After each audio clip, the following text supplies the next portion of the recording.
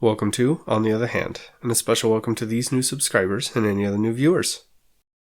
It's only a mob, and it's only treason, and undemocratic if for the wrong reasons. And silence is violence, and so are some words, and riots are proper, from certain unheard.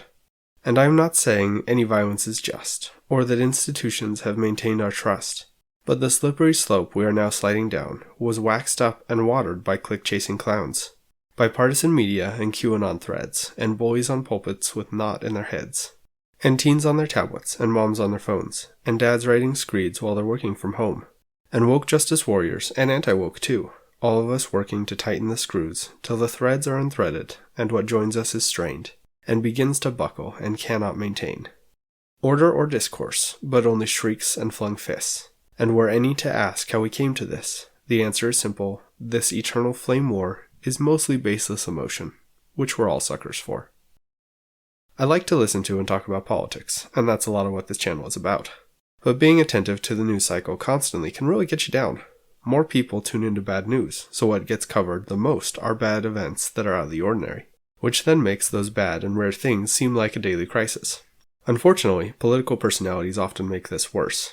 You can get the most attention by stoking emotions and driving divisive narratives to keep people coming back for the news day in and day out. Because of all this, I try my best to be informed while not going crazy. I do my best to watch and support those who aren't extreme or divisive, but I also see how popular it can be to intentionally feed into the rage of the day, and that gets me a little depressed sometimes. So, during a recent pondering, I was reminded of a video by a creator I greatly respect, Mark Rober. He made a heartfelt video talking about his son who has special needs, to spread awareness and to try and raise money for others like his son. Towards the end of this video, Mark had this to say. Regardless of your religious or political beliefs or your favorite sports team or any other way we like to divide ourselves into tribes, I think we can all agree that a successful life is one where you leave the world better than you found it. Sort of a net positive effect due to your influence. There's a lot of normal functioning people who are critical and seek to tear others down, or who have made a ton of money but are just terrible people. And by my definition, they're not successful. This really spoke to me. Mark talked about putting differences aside, and how being successful is being a net positive in the world. Not only did this section stick out to me because of his definition of what success looks like, but later on in the same video, Mark announced that he was going to collaborate with many big names in media for a fundraiser. The list of people who was going to join him was so long, I thought that Mark probably disagrees with some of those people he collaborated with, and might even consider some of them to be unsuccessful by his stated standard. Yet he didn't call anyone out or exclude people from helping in a good cause. He just invited people to make the world a better place. What a great example! Mark focused on the good that he could do instead of bickering with others, and he ended up putting on a great event and raising a lot of money for those in need. That example is great, but most of us aren't famous or can influence millions of people on a given day. So I kept thinking on the positive influence a regular individual can have, and tried to sort out what I could do to try and make the world a better place in my own way. Then I went to church and heard a great talk on this very subject, which was based on a general conference talk that Elder Stevenson gave. Here's an excerpt from that talk to show you what I heard.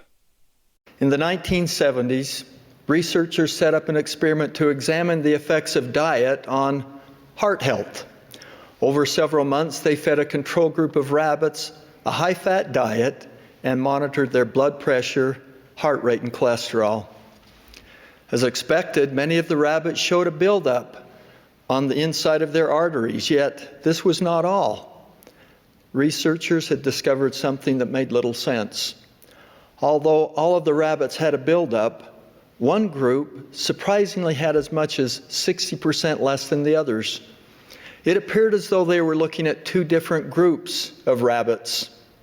To scientists, results like this can cause lost sleep. How could this be? The rabbits were all the same breed from New Zealand, from a virtually identical gene pool. They each received equal amounts of the same food. What could this mean? Did the results invalidate the study? Were there flaws in the experiment design? The scientists struggled to understand this unexpected outcome. Eventually, they turned their attention to the research staff. Was it possible that researchers had done something to influence the results? As they pursued this, they discovered that every rabbit with fewer fatty deposits had been under the care of one researcher. She fed the rabbits the same as everyone else, but as one scientist reported, she was an unusually kind and caring individual. When she fed the rabbits, she talked to them, cuddled and petted them. She couldn't help it. It's just how she was. She did more than simply give the rabbits food. She gave them love. At first glance, it seemed unlikely that this could be the reason for the dramatic difference, but the research team could see no other possibility. So they repeated the experiment, this time tightly controlling for every other variable. When they analyzed the results, the same thing happened. The rabbits, under the care of the loving researcher, had significantly higher health outcomes. The scientists published the results of this study in the prestigious journal Science. Years later, the findings of this experiment still seem influential in the medical community. In recent years, Dr. Kelly Harding published a book titled The Rabbit Effect that takes its name from the experiment. Her conclusion: take a rabbit with an unhealthy lifestyle, talk to it, hold it, give it affection. The relationship made a difference, ultimately. She concludes, what affects our health in the most meaningful ways has as much to do with how we treat one another, how we live, and how we think about what it means to be human. The kindness of a single research assistant not only made the lives of the rabbits in the test better, but her example also ended up being noted by the entire scientific community, and showing the measurable positive effect one person can have on others. But even if her kindness had not been noticed, she still was a net positive in her circle of influence, and was quietly making the world a better place. Bringing this back around to what I do on this channel, I enjoy discussing politics, but in covering these polarizing topics, I try to follow this advice from Elder Cook. Quote, "Many in this world are afraid and angry with one another. While we understand these feelings, we need to be civil in our discourse and respectful in our interactions. This is especially true when we disagree. The Savior taught us to love even our enemies. There are some who feel that venting their personal anger or deeply held opinions is more important than conducting themselves as Jesus Christ lived and taught. I invite each one of us individually to recognize that how we disagree is a real measure of who we are and whether we truly follow the Savior.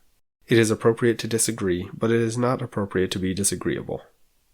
So even though I am no Mark Rober, and I am not a participant in a famous scientific study, I can still be a positive influence on everyone who listens, which in this case is you.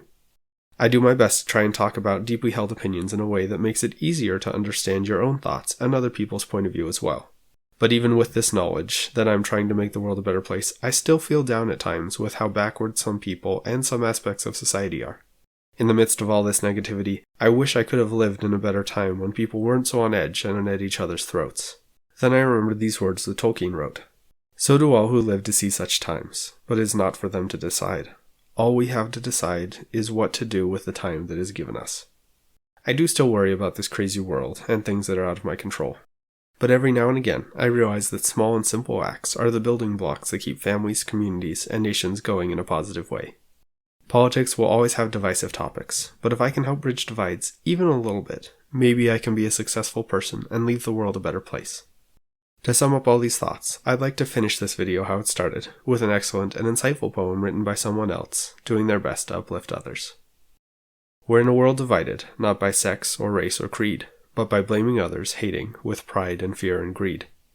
Instead of seeing humans, a straw man we create, for when stripped of common decency, it is easier to hate. You hate someone for skin tone or for thinking differently, for voting wrong or being wrong or failing to agree. We create of others monsters when we don't understand the reason they could now oppose the things on which we stand. But instead of asking why and give the benefit of doubt, it's easier to vilify and rage and scream and shout.